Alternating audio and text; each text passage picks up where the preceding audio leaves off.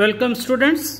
ఈరోజు మనము ఒక సమస్యను తీసుకొని ఈ సమస్య ద్వారా అన్గ్రూప్డ్ ఫ్రీక్వెన్సీ డిస్ట్రిబ్యూషన్ టేబుల్ లేదా టేబుల్ ఆఫ్ వెయిడ్ అబ్జర్వేషన్స్ ఎలా వేయాలి నేర్చుకుంటాము.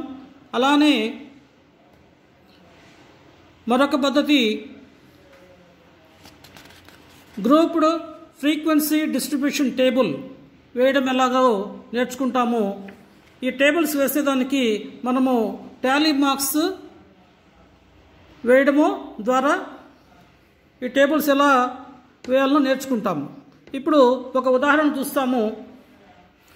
Example, consider the marks obtained by 50 students in a mathematics test for a total marks of 10. Total marks 10, number of students వచ్చేసి 50 స్టూడెంట్స్. సో ప్రతి ఒక్క విద్యార్థికి ఎన్ని మార్కులు వచ్చాయో ఆ వివరాలన్నీ కూడా 50 స్టూడెంట్స్ యొక్క మార్క్స్ అన్నీ కూడా ఇక్కడ ఇచ్చినాడు. 5, 8, 6, 4, 2, 8, 6, 7, 10, 2, 2, 8, 6, 4, 2, 8, 6, 4, 5, 8, 5, 4, 9, 10, 2, 1, 1, 3, 4, 4, 5, 4, 9, 10, 2, 1, 1, 3, 4, 5, 5, 8, 6, 7, 10, 1, 1, 3, 4, 5. ఇవి 50 మంది విద్యార్థుల యొక్క మార్కులు, మ్యాథమెటిక్స్ టెస్ట్లో వాళ్ళు సాధించిన మార్కులు. ఈ ఇచ్చిన డేటాని ఆధారంగా చేసుకుని మనము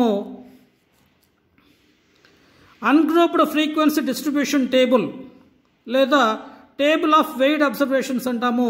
దీన్ని ఇక్కడ పక్కన పాఠంలో చూపించినట్టు టేబుల్ వేసుకున్నాము.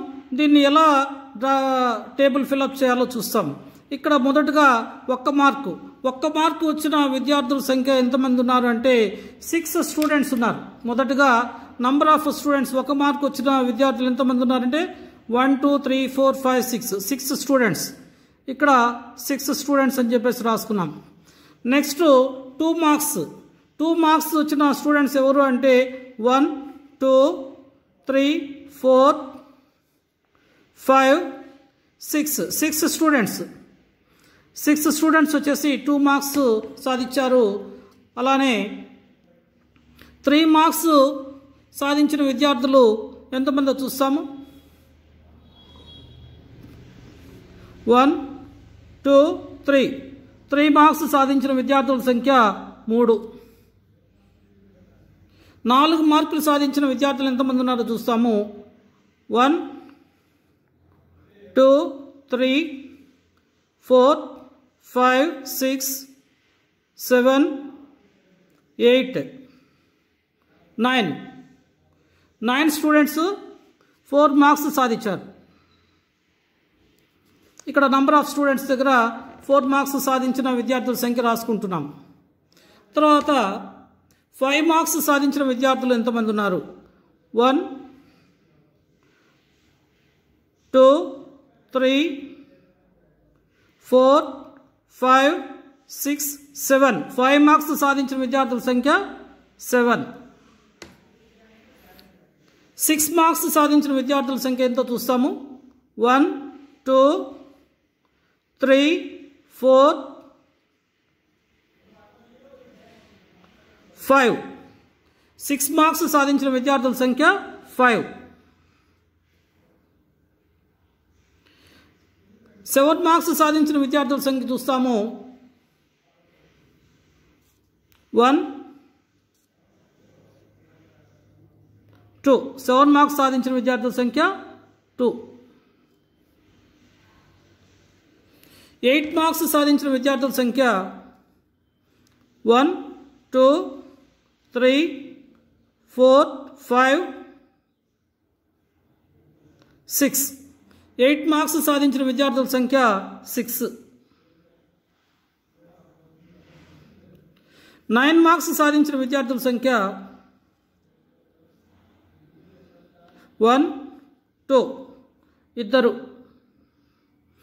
10 మార్క్స్ సాధించిన విద్యార్థుల సంఖ్య చూస్తాము.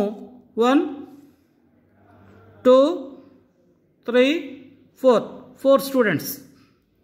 టోటల్ ఈ నంబర్ ఆఫ్ స్టూడెంట్స్ని యాడ్ చేస్తే టోటల్ మనకి 50 స్టూడెంట్స్ వస్తారు.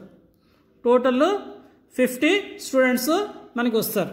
ఇప్పుడు మనము ఈ విద్యార్థుల సంఖ్యని టాలీ మార్క్స్ ద్వారా ఎలా డినోట్ చేయాలి అని రాసుకుంటున్నాం. 6ని ఎలా రాస్తున్నామంటే 1 2 3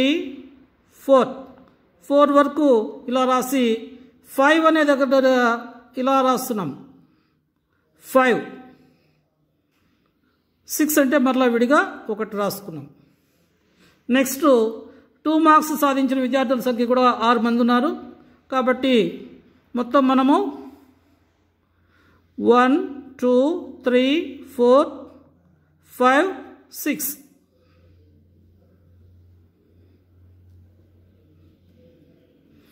తర్వాత 3 మార్క్స్ సాధించిన విద్యార్థులు 1 2 3 9 మార్క్స్ సాధించిన విద్యార్థుల సంఖ్య 1 2 3 4 5 6 7 8 9 7 మార్క్స్ 5 మార్క్స్ సాధించిన విద్యార్థుల సంఖ్య 7 1 2 3 4 5 6 7 6 మార్కులు సాధించిన విద్యార్థుల సంఖ్య 5 1 2 3 4 5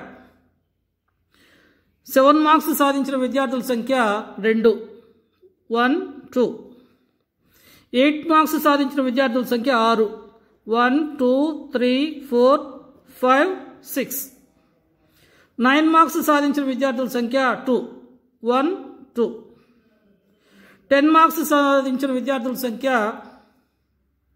4 1 2 3 4 ఇక్కడ నిజానికి మనం ఏంటంటే అబ్జర్వేషన్ రాసుకునేటప్పుడు ఇక్కడ ముందు టాలీ మార్క్స్ వేసుకొని తర్వాత నంబర్ ఆఫ్ స్టూడెంట్స్ ఇది వస్తుంది. విద్యార్థులకి అర్థం కావడం కోసం నేను ముందుగా ఈ నంబర్స్ వేసి ఈ నంబర్స్ని ఎలా టాలీ మార్క్స్ వేయాలో చూపించాను. నిజానికి మనము ఇది లెక్కించేటప్పుడు టాలీ మార్క్స్ వేసుకొని దాని ద్వారా ఈ టోటల్ నంబర్ ఆఫ్ స్టూడెంట్స్ కనుక్కుంటాం. సో ఈ టేబుల్ రాసే పద్ధతిని మనము అన్గ్రూప్డ్ ఫ్రీక్వెన్సీ డిస్ట్రిబ్యూషన్ టేబుల్ లేదా టేబుల్ ఆఫ్ వెయిడ్ అబ్జర్వేషన్స్ అంటాము. ఇప్పుడు మరొక పద్ధతికి పేరు ఏమిటంటే grouped frequency distribution table. Grouped frequency distribution table. Grouped frequency distribution table ఇప్పుడు క్లాస్ ఇంటర్వెల్ మనం 1 to 3 4 to 5 marks 6 to 10 marks వచ్చిన వాళ్ళని 3 కేటగిరీస్గా తీసుకున్నాం. కేటగిరీ 1 వచ్చేసి 1 to 3 మార్క్స్ వచ్చిన విద్యార్థులు, కేటగిరీ 2 4 to 5 మార్క్స్ వచ్చిన విద్యార్థులు, కేటగిరీ 3 6 to 10 మార్క్స్ వచ్చిన విద్యార్థులు. మరి కేటగిరీ 1 విద్యార్థులకి కొన్ని ఎక్స్ట్రా క్లాసులు అవసరమవుతాయి. వాళ్ళకి కొంత అదనపు తరగతులు నిర్వహించడం ద్వారా వాళ్ళ యొక్క పర్ఫార్మెన్స్ని ఇంప్రూవ్ చేయొచ్చు అని చెప్పేసి మనం టేబుల్లో రాసాం. తర్వాత 4 to 5 మార్క్స్ వచ్చిన విద్యార్థులు యావరేజ్ మార్క్స్ సాధించిన విద్యార్థులుగా పరిగణిస్తున్నాము. 6 నుంచి 10 మార్కులు వచ్చిన విద్యార్థులకి మనము బాగా చదివే విద్యార్థులుగా పరిగణిస్తున్నాం. ఇప్పుడు 1 నుంచి 3 మార్కులు వచ్చిన విద్యార్థులు ఎంతమంది ఉన్నారంటే మనకి ఇక్కడ 15 మంది కౌంట్ చేసాం. ఇందాక ఇచ్చిన డేటాలో 15 మెంబర్స్. అది ఎలా రాస్తాం చూడండి. 1 2 3 4 5 6 7 8 9 10 11 12 13 14 15 అంటే ఇక్కడ 15 స్టూడెంట్స్. 1 to 3 మార్క్స్ వచ్చిన విద్యార్థులు సంఖ్య 15. తర్వాత 4 నుంచి 5 మార్కులు వచ్చిన విద్యార్థులు 16 మంది ఉన్నారు. కాబట్టి 1 2 3 4 5 1 2 3 4 5 1 2 3 4 5 మొత్తం 15 మంది అయ్యారు. ఇక్కడ ఇంకొక విద్యార్థి 6 అంటే మనకి 16 మంది విద్యార్థులు ఇచ్చారు. కాబట్టి ఈ విధంగా టాలీ మార్క్స్ వేయాలి. తర్వాత 6 to 10 మార్క్స్ వచ్చిన విద్యార్థుల సంఖ్య 19 మంది. కాబట్టి 1 2 3 4 5 6, 7, 8, 9, 10, 11, 12, 13, 14, 15, 16, 17, 18, 19. కాబట్టి 6 నుంచి 10 మార్కులు సాధించిన విద్యార్థుల సంఖ్య 19. సో ఈ టేబుల్ని మనము గ్రూప్డ్ ఫ్రీక్వెన్సీ డిస్ట్రిబ్యూషన్ టేబుల్ అంటున్నాము. Grouped frequency distribution table. So ఇది క్లాస్ ఇంటర్వల్స్గా ఇచ్చిన మార్క్స్ని 3 కేటగిరీస్గా డివైడ్ చేసుకున్నాము. 1 to 3 మార్క్స్ సాధించిన వాళ్ళు కేటగిరీ 1, 4 to 5 వచ్చేసి కేటగిరీ 2, 6 to 10 మార్క్స్ కేటగిరీ 3గా తీసుకొని అక్కడ 1 to 3 మార్క్స్ 15 మంది విద్యార్థులు సాధించారు. 4 to 5 మార్క్స్ 16 మంది విద్యార్థులు సాధించారు. 6 to 10 వచ్చేసి 19 స్టూడెంట్స్ సాధించారని చెప్పేసి మనము ఇందాక ఇచ్చిన డేటాలో గుర్తించి ఇక్కడ నోట్ చేశాం. ఈ పద్ధతిని గ్రూప్డ్ ఫ్రీక్వెన్సీ డిస్ట్రిబ్యూషన్ టేబుల్ అని చెప్పేసి అంటున్నాం. విద్యార్థులు టాలీ మార్క్స్ ద్వారా మనము అన్గ్రూప్డ్ ఫ్రీక్వెన్సీ డిస్ట్రిబ్యూషన్ టేబుల్ లేదా టేబుల్ ఆఫ్ వెయిడ్ అబ్జర్వేషన్స్ ఎలా రాయాలో మొదటగా నేర్చుకున్నాము. తర్వాత అంశము గ్రూప్డ్ ఫ్రీక్వెన్సీ డిస్ట్రిబ్యూషన్ టేబుల్ ఎలా రాయాలనో నేర్చుకున్నాము. మరొక ఉదాహరణ తీసుకొని ఈ సమస్యలని మనము అర్థం చేసుకుందాం.